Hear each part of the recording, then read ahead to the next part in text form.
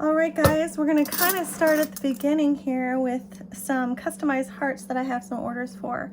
So the first thing I do, this is my messy part, so just ignore all the rest of this. You can see what I've been doing. So this is my Queen Bess, this is my bestseller, and this is the one that I engrave a lot on. People ask for engraving. So the first thing we're going to do is we're going to chop these off right here at the end of this spoon bowl, which is just between 3.5 and 4 inches on this one. So I'm going to try and not do this. This is like a bolt cutter, but it's bolted down to my table, so it makes it much easier. I apologize, I'm trying to get an angle where I don't hit the camera each time, but I can still get in here where I need to get. So this just takes that right off.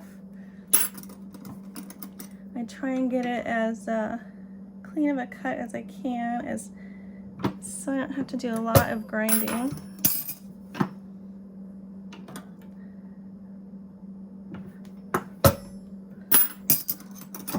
Probably should be getting those down just a little bit more on this.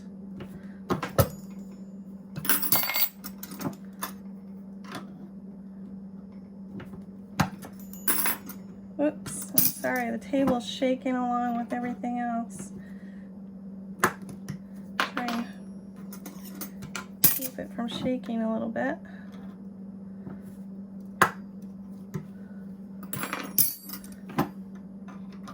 Just a few more here.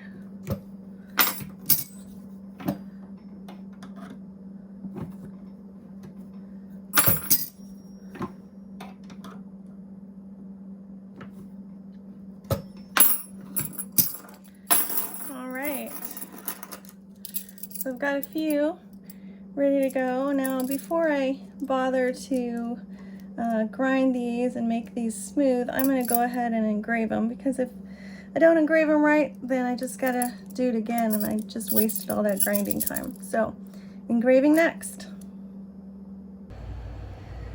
All right, so next I'm gonna do the engraving, but I just noticed on a couple of these, I do have to be careful because some of the plating is coming off of these, it looks like. You can see here that the plating is coming off this one, and you can see that it came off here. So I don't really want to use those. So it looks like the rest of these are okay.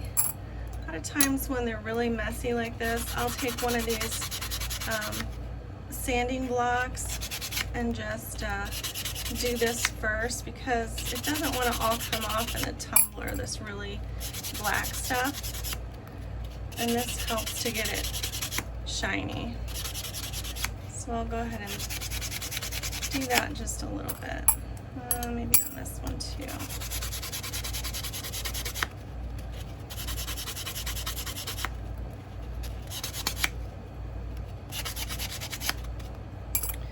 All right, so we're gonna engrave.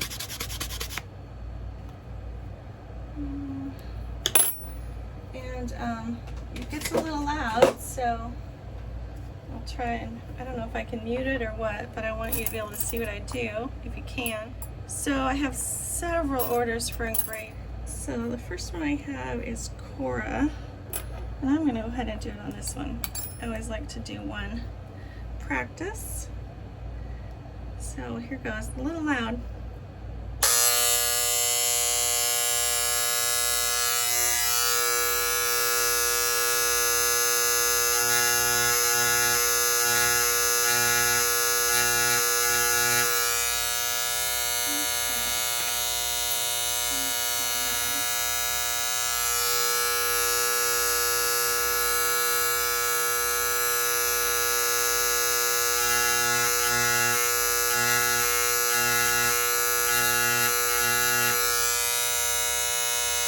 You can see that?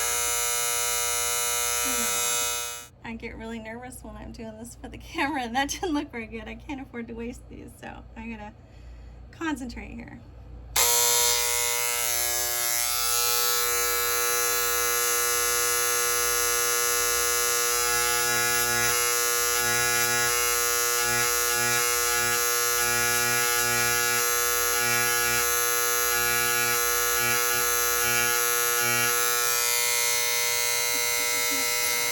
I don't know how well this is going to do once this starts, once my grinder starts going, because it might make this whole thing vibrate. So first I'm just going to tell you what I do. The first thing that's important when you're doing this is that you have a mask. As you can see, all the, I don't know if you can see that very well, the particles that come through. You really need a mask to do this. So you have to wear a mask, and you have to wear your eye goggles, your eyewear, because pieces of metal are going to fly off. They hit me in the face all the time. And then this fiber wheel also goes all over. You can see, yeah, I'm kind of messy. I don't vacuum it up every time, but it goes all over too, and it'll get in your eyes. You'll breathe it in. So you really have to wear both these pieces of equipment when you're doing this part. Okay. Helps if you take the readers off first. And a lot of times I also wear, if I'm doing a bunch, I wear a cape so it doesn't get all over my clothes, because it starts to itch. All right, here we go. I hope this will record.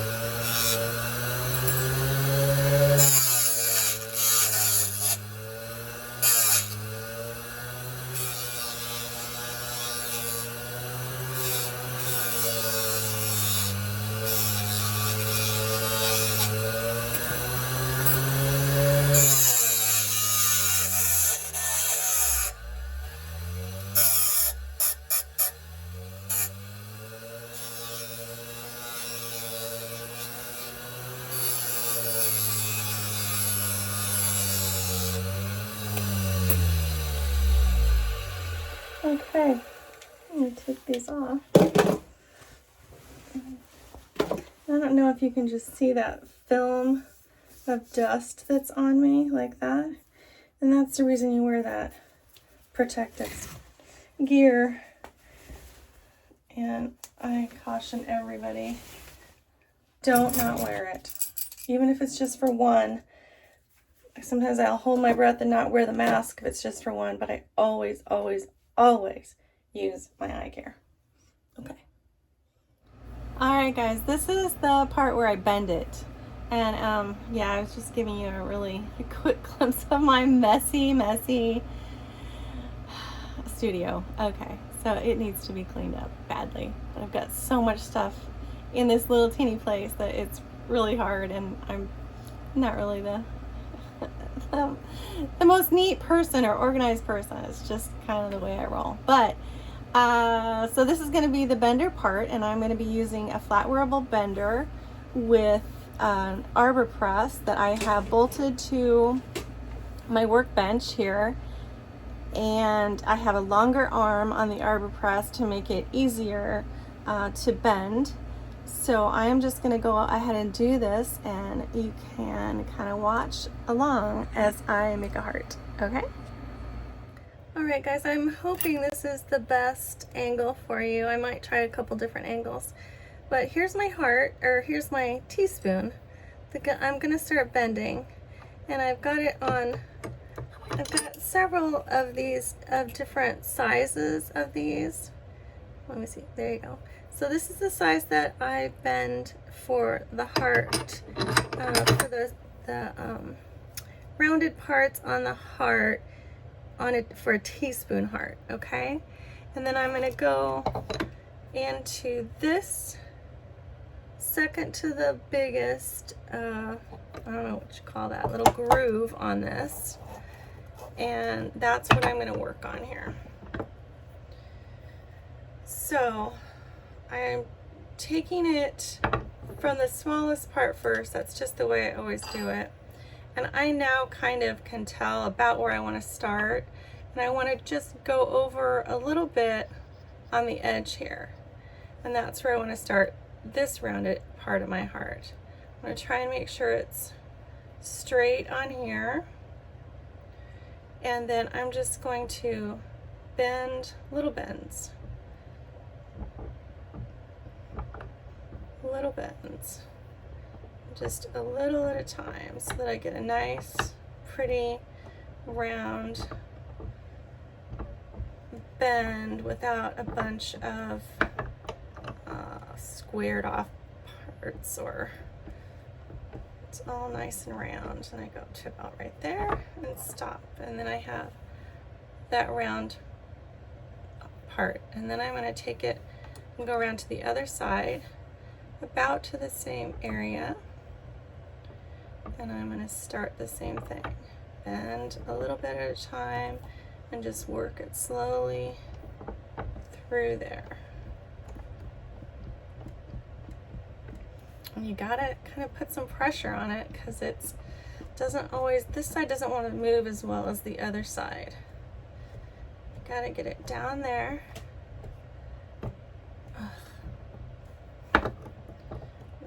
Come back here.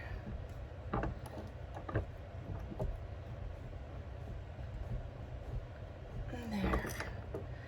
So there, we've got it like that. Then I'm going to do that same procedure for all of these.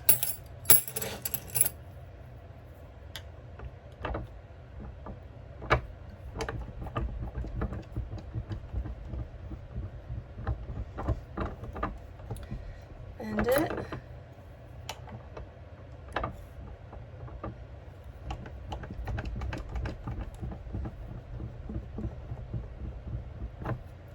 I hope that you can see that.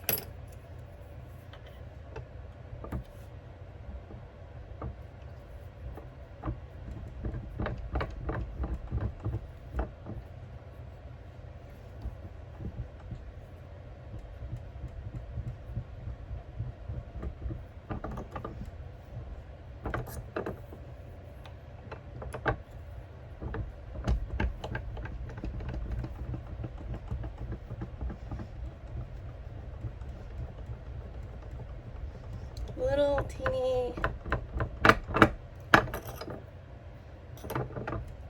pushing on a little teeny bit at a time.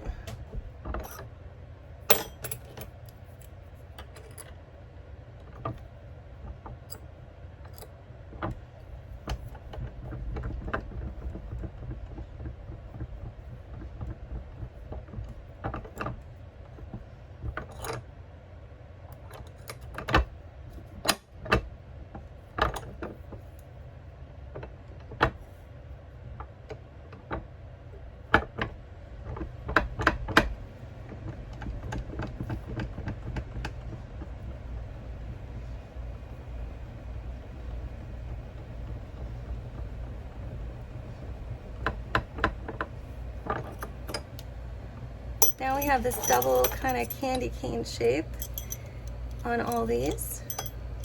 And now we need to make them into hearts.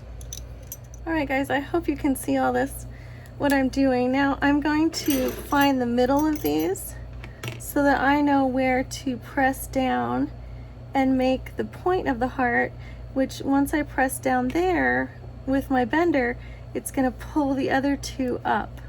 So now I just have to find the middle.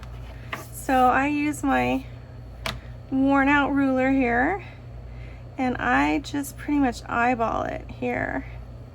So I kind of see, okay, how much is here and how much is here. Make it just about the same, and then I mark the middle right there. So I'm gonna do the same on all of these.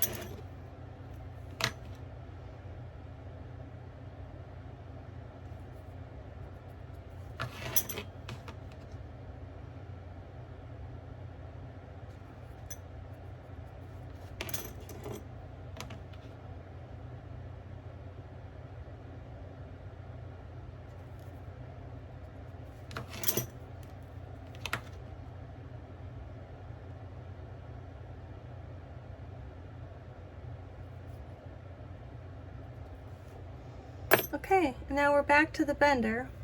And now I have two smaller that give you the smaller bends. And they're both the same size, one's longer than the other. I like the bigger one, it's easier to work with. So I'm gonna put that in here.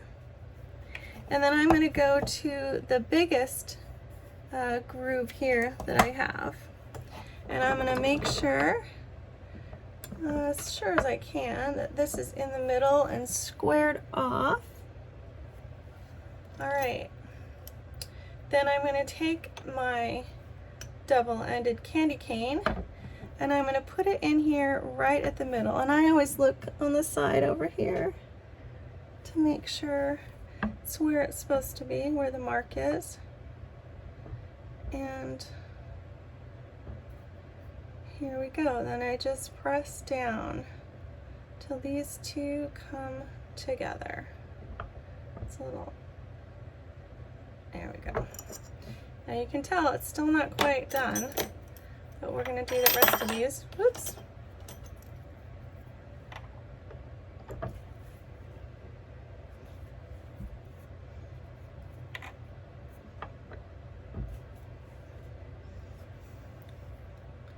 If I mess this part up, it's kind of messed up the whole heart. So this is like, to me, the most important part here.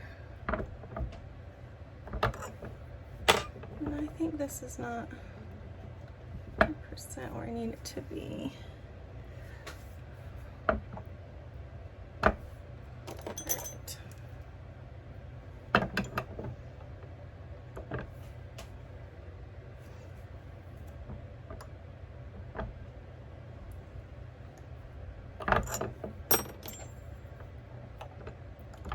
The one thing I want to make sure not to do is to get this caught on here and make a big scratch there, because that kind of ruins it. I don't like having big scratches on the top of my heart.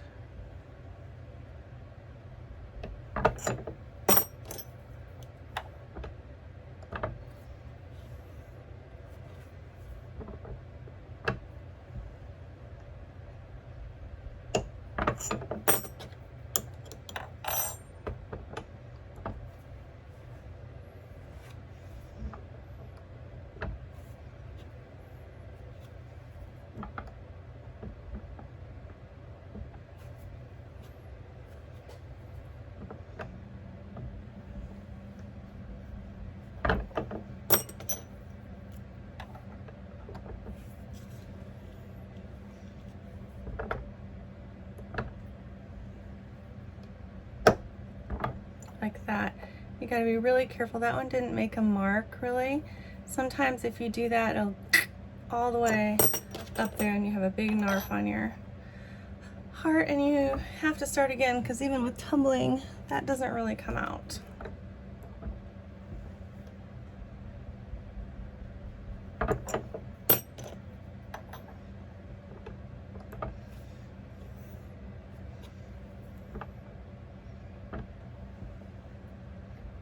Now see, when this comes over this, I have to stop, because if I go any farther, it is going to give me a big scrape right there. So I have to stop on that one. Okay, so I'm going to switch this out to the one I used before, and then I'm going to go to the second to the smallest one here. Different groove, smaller groove, and then I'm going to tighten up these round parts on the heart. I don't know what you call those. So I'm just going to go in here and tighten them up a little bit. And I usually do both so that it closes that up. You got to be careful, because again, you don't want to make a scratch on there. See how it's starting to close it up? There's still just a teeny bit there that I want to get.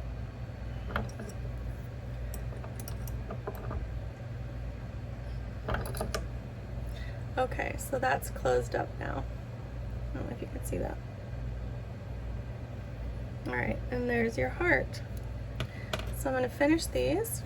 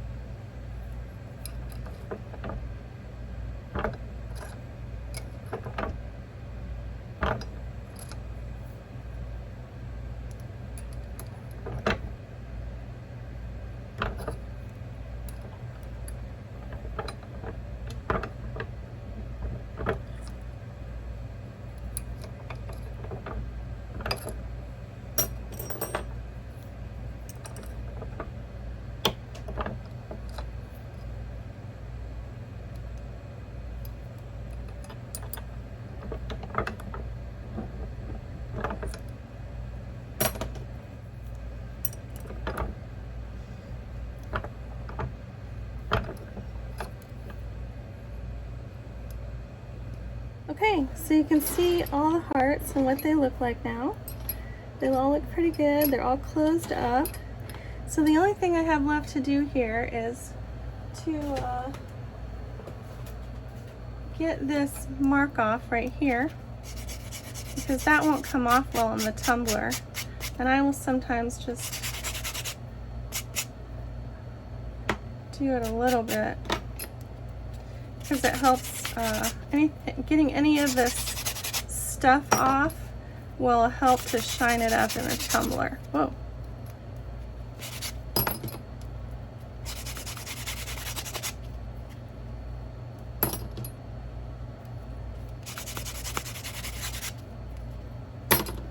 And then once it goes into the tumbler, and my tumbler is just, it's like a rock tumbler, but it has steel shot in it for jewelry. And it just shines it up so nice. And I mean, I could do it by hand, but this takes a lot of the scratches off and just makes it look so much prettier. And it's a lot less work for me to put it in the tumbler for 2 hours, and it comes out a lot shinier too. So we're going to tumble it and then just put a little patina on and kind of show you the finished product once it's done. Okay, so they're out of the tumbler. This is not the exact same ones as I had done. I had to get those out in a hurry. I had a big batch of them to get out. So this is another batch. Some of these 4 are engraved and these 2 are not. So they've been blackened so that the pattern shows up nicely. These are all Queen Bess too. So they've all been blackened, and they've all had their Renaissance wax, which is like this little Ren wax. I'm almost out of this one. It looks kind of gross, but it's kind of like a oil. It's kind of like a hard oil that goes on there, and then you put that on and then just wipe it all off and then shine it up. And now I'm going to finish these up and box them, and I'll just show you what we do. So we've got I just have little stainless steel ball chains, and I use stainless steel on all my chains. I mean, I could use sterling, but it costs a lot more. I don't want to use silver plate on the chains, because when you put this on here, when these go back and forth on a chain that's silver plate, it's all going to wear off, just like you guys have all seen on the jewelry videos where a lot of the plating wears off to the copper. That's what would happen really fast with these because they're heavy, and on a chain it's going to cause a lot of wear. So I always use stainless steel ball chains so that there won't be any wear like that on the chain. I'm going to pull that up a little bit so you can kind of see what's going on. So these are them finished. They've all been blackened and everything, like I said. So we're going to go ahead and box them up. I have cards made that are in the square shape because they fit right in my boxes. Kylie makes these little cards up for me. We have a stamp with the logo on it that she stamps on there. And then we're just going to put this into here. Make it all nice and pretty. I have thank you stickers with the logo colors on here. Then this goes on like this. And then we have pretty colors of twine. Oops, got issues.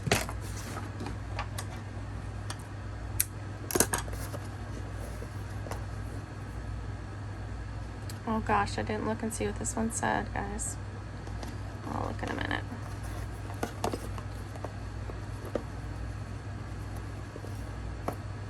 And that's our packaging. Let's get the rest of these done real quick.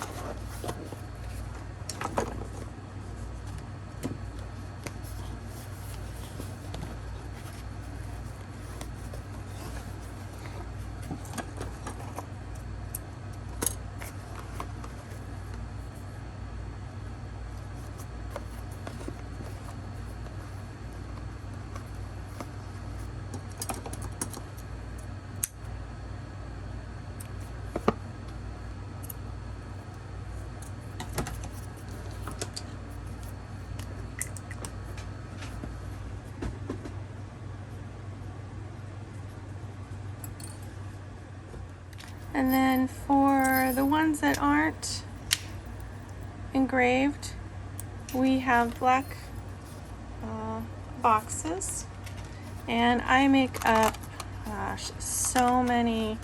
This style right here, this is Queen Bess 2, and this is by far my biggest seller as of last year. It just kind of took off. Facebook decided to start doing ads on, or Etsy started doing ads on Facebook, and they started putting this one in their ad, and I got so many orders last year, starting last summer, that I didn't know how to keep up with them, and I had to put my shop on hold a few times. I had more than 300 waiting in queue at times. It was just crazy. So ever since then, I have tried to keep these in stock all the time, and I just do these in the black boxes so we don't have to write on them and say what it is. Nothing. We just pull them and ship them out, and it has been, I'm telling you, so crazy. I had no idea that it would take off like this. So I've considered myself very, very lucky since then that it hasn't kept going to that degree. I mean, it's not as crazy, but it is, it has kept my shop nice and busy, which is nice. So that's it. That's the way we package, and I think that's the whole thing from start to finish for the hearts. So if you like this kind of video, please give me a like. Please subscribe. I'll be doing more tutorials, and I appreciate you spending some time with me today, and I will see you in the next one. Bye.